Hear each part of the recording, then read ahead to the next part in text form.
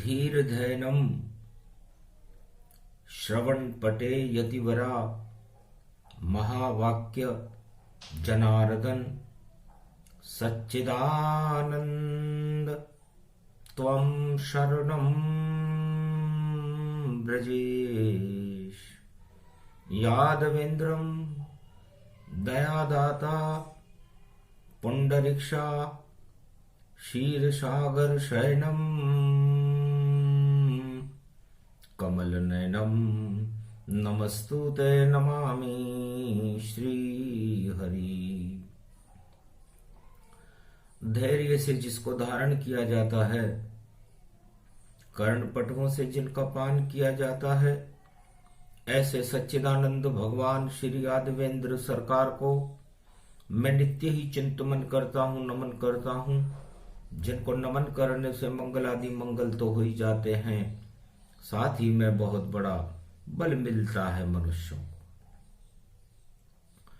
वाणी ब्रह्माणी करो वाणी पर नितवास, राम कथा वर्णन करूं पूर्ण कर्मा आस।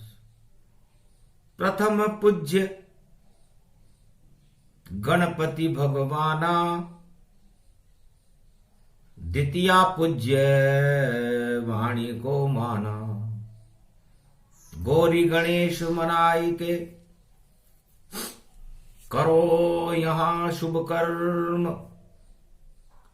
यही हमारा धर्म है और यही है यहाँ शुभ कर्म।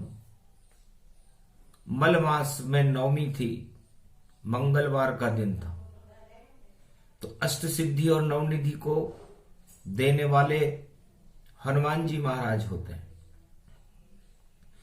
चारों युग में अष्ट सिद्धि और नवनिधि के भर दे भंडार, और बजरंग बली सबसे बड़ी, और देखो त्रिलोक सरकार। सबसे बड़ी सत्ता है, सबसे बड़ी सरकार है। चारों युगों में जिनकी वंदना होती है, जो वंदनीय है, पूजनीय है, जो समस्त आत्माओं के प्राण भी हैं, उनके बिना ये जीवन नहीं। वो कौन है? बोले शंकर खुद त्रिपुरारी, वही अंजनी सुत बल भारी। मेरा ही एकादशवां रुद्र है और शंकर सुवन केसरी नंदन मैं स्वयं हूं। सारे मल हटा देता हूं, सारी वासनाओं को हटा देता हूं और समस्त काम वासनाओं को हटा करके राम से मिलाने का काम हनुमान जी महाराज चारों युगों में करते हैं। अष्ट सिद्ध नव निधि करी दाता, असबर दीन जान की माता। और ये शक्ति मुझे जगत जननी जगदम्बिका मां सीता जी ने अशोक वाटिका में दी कि जाओ बेटा, चारों युग में रहे प्रताप तुम्हार, और अष्ट सिद्धि नवनिधि से और भर दो तुम भंडार। तो यदि किसी को अष्ट सिद्धियां चाहिए, नवनिधियां चाहिए, अपने पापों को हटाना चाहता हो, अपने जीवन में भगवान राम से मिलना चाहता हो, तो हनुमान जी ही उसमें सबसे बड़े मार्गदर्शक हैं। आज 11 जनवरी 2022 है, तो 11 का दुगना 2022 हो जाता है। 11 और 11 22 हो जाते हैं, और 22 में आधा धर्म है और आधा अधर्म है, क्योंकि 11 धर्म है और बाकी सभी अधर्म। और जितने अधर्म इस जगत में, उससे आती शर्म। हनुमान जी महाराज को अधर्म को देखते ही और उनकी गदा घूमने लग जाती है, उस पर प्रहार करने लग जाती है। 1.25 लाख नाती देखे लंका में और फैला महा अधर्म, तो गदा घूम गई बजरंग बली की और लंका जल गई पल। एक पल में ही सारी लंका जल गई। तो पाप की लंका को जलाने के लिए हनुमान जी ही सर्व शक्तिदायक है। चारों युगों में जिनकी पूजा होती है, जो वंदनीय है, सेवित्य भी है, और हमारे रोम रोम में हमारी जीवन की सबसे बड़ी शक्ति है, तो हनुमान जी महाराज। यदि नहीं गर पवन हो तो कैसे प्राण बच पाए। और देखो एकादशी की और 11 रूप कहा है। तो 11वां रुद्र मैंने क्यों बनाया? क्योंकि 9 ग्रह होते हैं और 9 ही दुर्गा होती है। और माया और ब्रह्म ये दोनों एकाकार होते हैं। तो माया ब्रह्म दोनों ही देखो एक स्वरूप। और सिया राममय जगत में उनका सुंदर रूप। तो दो माया और ब्रह्म मिले और मिले नवग्रह जाए, नव दुर्गा उनमें मिले तो 11 अंक प्रगटाए। इस तरह 9 2 11 हो जाते हैं। तो 9 2 11 भी एक मुहावरा है। जब पुण्य प्रकट होता बजरंग तो पाप 9 2 11 होते। और देखो नवमी सिद्ध पड़ी और मंगलवार बजरंग खड़े। तो जितने जगत के पाप हैं सब 9 2 11 होए। 2022 में ऐसा सूर्य गति होए। ऐसा सूर्य मकर संक्रांति का उदय होने वाला है। और सूर्य का जो प्रकाश है वो राम की शक्ति का प्रकाश है। सूर्य वंश में राम जी हैं और उस राम के प्रकाश को, मकर संक्रांति के सूर्य को मैंने भी मुख में पान किया और अमृत जान के पान किया। और लड्डू समझ के खा गया था मैं। और जब मैंने राम का ध्यान किया तो अंधकार हो गया जगत में काला तिल गति जान। सारे मल की काली मां और खा गए थे हनुमान। तो जैसे ही मैंने सूर्य के प्रकाश का अनुभव किया, अपने अंदर समाहित किया, उस दिन मकर संक्रांति थी, शुक्रवार पड़ा हुआ था, 14 का अंक पड़ा हुआ था। तो मेरे पंच तत्व में 14 का मतलब 5 से ही है, 4 और 1 5। तो मेरे संपूर्ण शरीर में मर्यादा पुरुषोत्तम राम का प्रकाश, सूर्य का प्रकाश प्रकाशमान हो गया। लाल लंगूर बने रे हनुमाना, इतना तेज प्रगट में जाना। तो लाल देह लाली लसे अरुधिर लाल लंगूर, वज्र देह दानव दलन जय जय जय कपिशूर। मेरा संपूर्ण शरीर रक्त प्रकाश और लाल हो गया। अंजनी का लाल बजरंग बली जानिए। और देखो उनकी शक्ति का कमाल सूरज मानिए। तो मकर का जब सूर्य उदय और हनुमान पान करे, तो सूर्य वंश में राम को भगवान सब मानिए। तो मैंने भगवान का प्रसाद, भगवान का स्पर्श किया, तब मुझे पता चला कि राम की शक्ति क्या है, राम की भक्ति क्या है, राम का तेज क्या है। तो बिना राम कुछ भी नहीं और नश्वर ये संसार। राम प्राण को जानिए और जीवन बजरंग बलवार। तो इस मेरा पूरा शरीर राममय हो गया और उस राम का प्राण में पवन हो गया। और पवन हनुमान और राम इस सृष्टि के प्रथम द्योतक चिन्ह बन गए मकर संक्रांति के सूर्य में। और वापस उगला आ जाए, मैंने सूर्य भगवान को वापस मेरे मुख से बाहर निकाल करके उन्हें प्रणाम किया। धन्य धन्य राम शक्ति को हनुमत करे प्रणाम। हंसने लग गए राम जी और धन्य धन्य हनुमान। हनुमान तुम पहले अतुलित बल हो, क्योंकि सूर्य के प्रकाश को हम ग्रहण तो कर सकते हैं, लेकिन सूर्य को छूना, सूर्य को मुख में लेना असंभव सी बात है। इसलिए अतुलित बल बने और महावीर हनुमान, क्योंकि अतुलित बल की शक्ति है। और देखो सूर्य भगवान, तो 14 जनवरी को मकर संक्रांति को जो सूर्य उदय होता है उसमें अतुलित बल रहता है। जब उनकी किरणें उत्तरायण सूर्य में संपूर्ण भारत में छिटकती है, सूर्य अपनी गति को 2 बार ही बदलता है। 6 महीने उत्तरायण रहे और 6 दक्षिण गति जाए, और 1 वर्ष का चक्र ये पृथ्वी देखो पूरा कर जाए, तो 1 वर्ष पूरा हो जाता है। इसलिए सूर्य की गति, 9 ग्रहों की गति, देवताओं की गति, 33 करोड़ देवताओं की गति, ब्रह्मा विष्णु महेश की गति, तो संपूर्ण त्रिलोक की गति को बदलने का सबसे बड़ा दिन मकर संक्रांति होती है। इसलिए भगवान शंकर उमा जी से कहते हैं कि हे उमा जी, 14 जनवरी और मकर संक्रांति का सूर्य कोई हंसी खेल नहीं, ये एक विधि की बनाई हुई एक ऐसी धुरी है। उस धुरी पर यदि आप चल करके सूर्य का आत्म साक्षात्कार कर लेते हैं तो आत्मा और परमात्मा में कोई भेद नहीं रह जाता।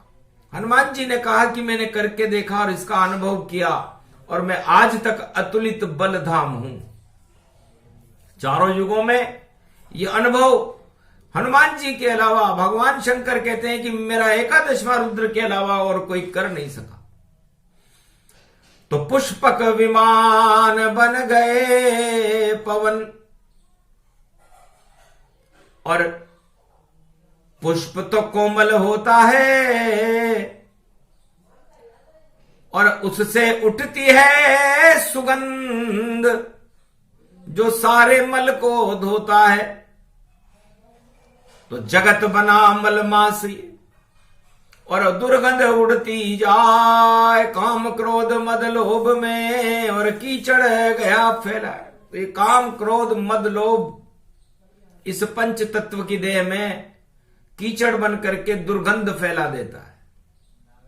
आत्मा कीचड़ में चली जाती है, और जब आत्मा ही कीचड़ में चली जाए तो उस आत्मा का पता नहीं चलता कि कितने मल उस पर चढ़े और कहां गई वह आत्मा।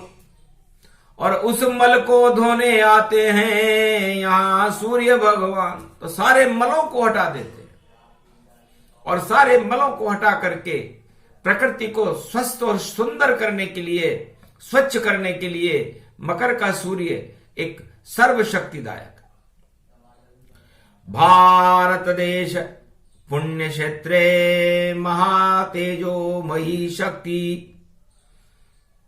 सूर्य किरण प्रकाशमान सर्वशक्तिदायकम विष्णु शक्ति नमामयम। नारायणम 33 करोड़ देवता प्रागट्यम, सूर्य वंशजे मर्यादा पुरुषोत्तम रामचंद्र वंशजे भगवान श्री कृष्ण नारायण स्वरूप ब्रह्मा विष्णु महेश प्रकाश सर्वशक्तिदायकम वरदायकम। तो सूर्य का एक कमल खिलता है और उस कमल की पंखुड़ियों से सुगंध फैलने लगती है, और हर युग में हर वर्ष 14 जनवरी को नारायण की सुगंध, नारायण के नाभि कमल की सुगंध सूर्य बनकर पूरे त्रिलोक में फैल जाती है। और सबसे पहले उस सुगंध का आभास भगवान शंकर को होता है, जो भगवान विष्णु के नाभि कमल में विराजमान रहते। ब्रह्मा का ब्रह्म तेज बढ़ता है और श्रुतियों का प्रागट्य होने लगता है, और ब्रह्मा जी भाग्य की रचना करते हैं, तो भाग्य की संपूर्ण रेखाएं बदल जाती हैं। अभागे का विभाग जगे, ऐसा शुभ शुभ हो जाता है जो मकर सूर्य में सूरज को और देखो प्रणाम कर जाता है। तो तिल के लड्डू खाइए और खिलाओ आप, सारे पाप तिल तिल के मिट जाएं और मिट जाएं सारे श्राप। और सुगंध मलियागिरी और फैले चंदन समान, और मकर सूर्य में मिल जाते हैं सबको यहां भगवान। तो संपूर्ण सृष्टि की दुर्गंध को हटाने का सबसे बड़ा दिन मकर संक्रांति है, और मकर संक्रांति से ही सारी ज्योतिष बनती है, मकर संक्रांति से ही सारी 12 ज्योतिर्लिंग बनते हैं, और मकर संक्रांति ही सब कुछ है। यदि मकर संक्रांति ना हो तो जीवन ही ना हो, क्योंकि जब सूर्य ही ना हो, सूर्य के अंदर प्रकाश ही ना हो, सूर्य की गति ना हो, सूर्य की चाल ही ना हो, तो सूर्य की 2 चाल होती है। संपूर्ण जो मृत्युलोक की ये पृथ्वी है, इसमें 6 महीने सूर्य उत्तरायण रहता है और 6 महीने दक्षिणायन रहता है। और सूर्य के ऊपर ये मर्यादा भगवान राम ने बांधी कि आप हमारे परदादा हो, मगर मकर रेखा और कर्क रेखा के बाहर कभी मत जाना, क्योंकि मकर रेखा और कर्क रेखा से अगर सूरज बाहर जाए तो टूटे मर्यादा जगत की और महाप्रलय हो जाए। तो यदि मकर रेखा और कर्क रेखा से सूर्य बाहर हो जाए तो मर्यादाएं टूट जाती हैं और अधर्म का बोलबाला हो जाता है और प्रलय हो जाती है। ये एक संकेत भगवान ने रखा, क्योंकि संपूर्ण त्रिलोक की शक्ति भगवान भास्कर में होती है, और जब तक वो अपनी किरणें प्रसन्न मुद्रा में न फैला दे तब तक संसार में परमानंद हो ही नहीं सकता, प्रसन्नता आ ही नहीं सकती। त्रेता युग में राम पर मुग्ध भास्कर होए, राम राज भारत हुआ 14 जनवरी जो है। ये 14 जनवरी तो अंग्रेजों के समय से है। राम संवत 1 जो राम संविधान भारत में लागू हुआ था, राम राज्य भारत में लागू हुआ था, उस समय 14 जनवरी नहीं, राम संवत 1 होता था। सूर्य भगवान उत्तरायण रथ में बैठकर उत्तर की ओर चलते थे। तो धर्म कर्म सब सत्य हो, उत्तर गति विशाल, सारे शुभ कर्मों में देखो उत्तर बने विशाल। तो उत्तरायण जब सूर्य कनक भवन पर उदय होते हैं, भगवान धर्म भवन को कनक भवन कहते हैं, तो ये भारत धर्म भवन है। और सबसे पहले 14 जनवरी को सूर्य का प्रकाश अयोध्या में कनक भवन पर होता है। आज तलक अदृश्य है और देख कोई नहीं पाए, कैसा होता है कनक भवन कोई बता नहीं पाए। उड़ंत स्तरी जैसा देखो कनक भवन ये जान, जा चाहे जा सकता है बोले खुद हनुमान। ये अनुभव बजरंग ने कीना, और जब जन्मे राम अवध तब दीना, जब राम जी का अयोध्या में जन्म हुआ तब ये अनुभव हनुमान जी को हुआ था कि ये कनक भवन अति विचित्र देखो, और अवध से भी ये बड़ा हुआ, और जहां चाहे जा सकता है ये, और चंद्रलोक तक खड़ा हुआ। जब चाहे ये जहां चाहे और जाए भवन तत्काल, ऐसी उड़ंत स्तरी भारत जिसका रूप विशाल। तो भारत में 2 तरह के भारत हैं, एक तो जिस पर 1.25 अरब आत्माओं का भार है वो भी भारत है, और एक कनक भवन जो भार रहित है, केवल उसमें परमात्मा नारायण का ही वास रहे, और भारत में उनका निवास रहे, और कनक भवन उनके पास रहे। उड़ंत स्तरी राम जी का घोड़ा और कोई देख नहीं पाए, ऐसी शक्ति है राम में जो कनक भवन कहलाए। ये कनक भवन है। और ये कनक भवन का दरवाजा मकर संक्रांति को खुलता है।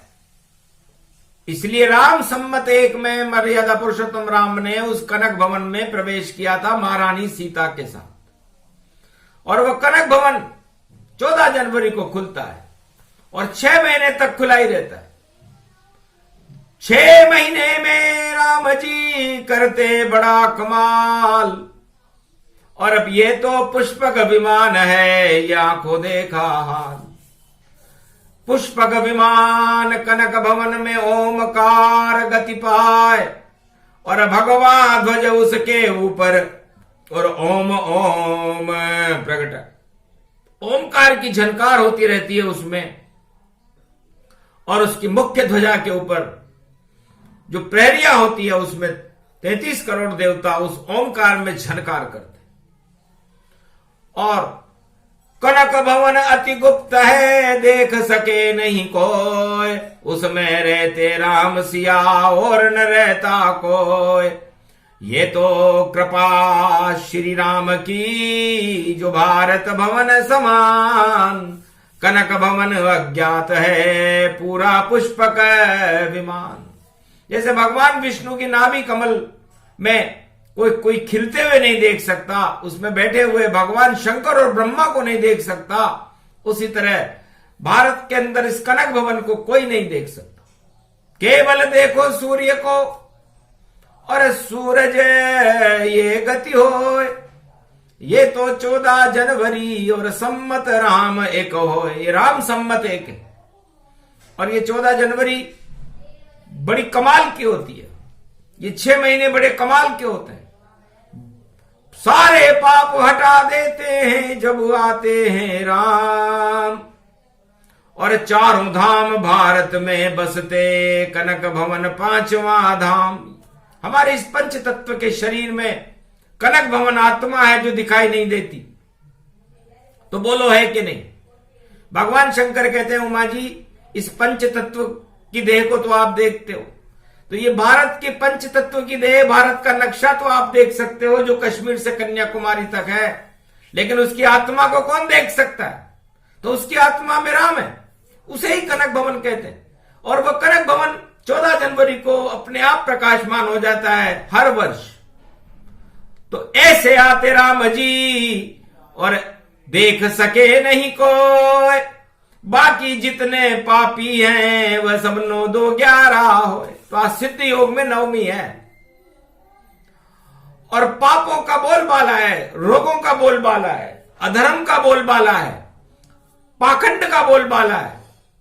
और राम जी 14 तारीख को शुक्राचार्य के साक्षी में शुक्रवार को पेश करेंगे 14 जनवरी को, और दक्षिण की तरफ देखेंगे, क्योंकि उत्तर की तरफ है कनक भवन, दक्षिण में लंका स्वर्ण भवन। और 6 महीने सूरज जावे देखो दक्षिण भवन भवन। तो जब 2 ही भवन है, उत्तरायण सूर्य भारत भवन पर उदय होता है और दक्षिणायन सूर्य लंका भवन पर उदय होता है। तो लंका तो मलमास है, ये सब दक्षिण हो, और दक्षिणा नहीं मिले तो सब पुण्य ही क्षय हो। तो दक्षिण दिशा के अंदर दक्षिणा देनी पड़ती है, तब जाकर के कोई भाग्य उदय होता है। और उत्तर में उत्तर मिलते हैं, दक्षिणा नहीं देनी पड़ती। राम जी ने जब करी स्थापना, शिव स्थापन जाए, पूजा करने आया रावण और मिली दक्षिणा ताय। भगवान शंकर ने उसे दक्षिणा दिलाई कि राम जी आप कनक भवन के सम्राट हो, युवराज हो, इसे दक्षिणा दो, ये पूजा करने आया है, ब्राह्मण है।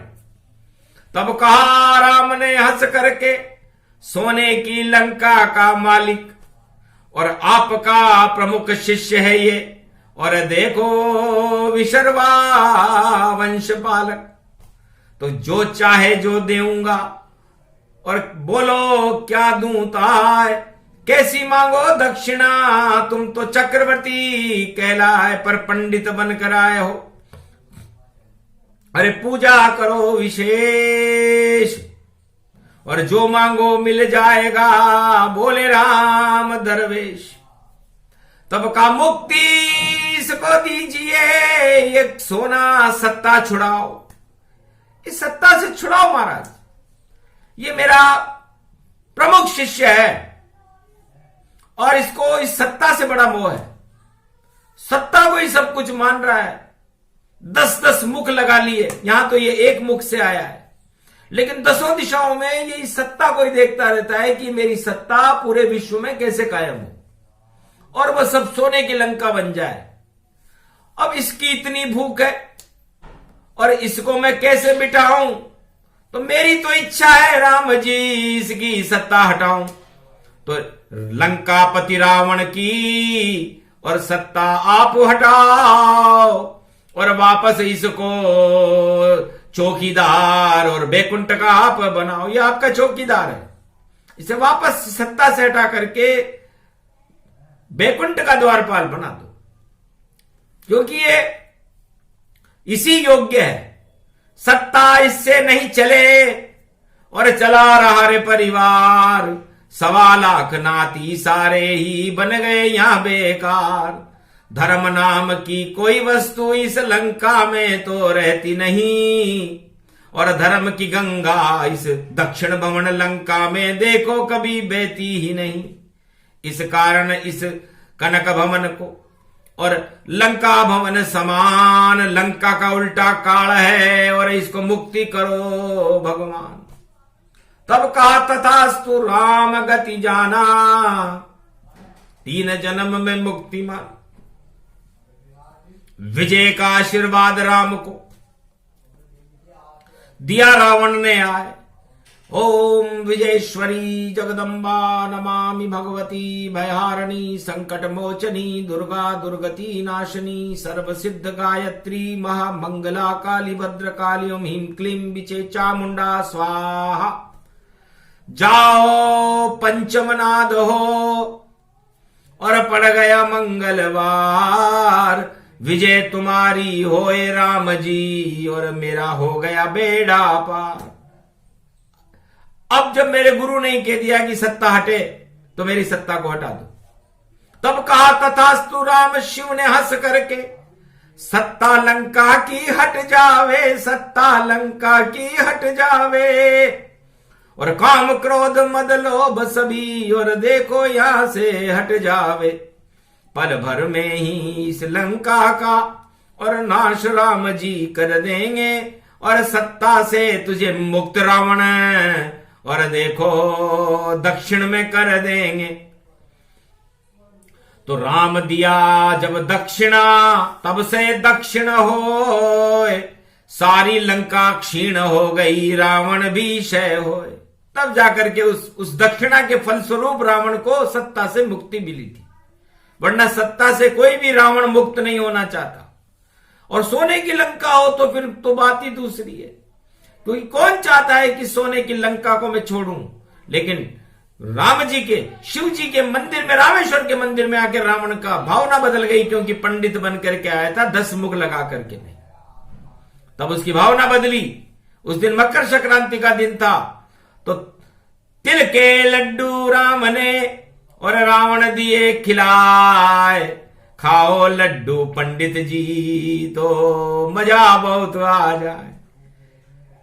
बड़े प्रेम से रावण ने और किया लड्डू का पान, और दर्शन राम के हो गए और शिव की कृपा महान।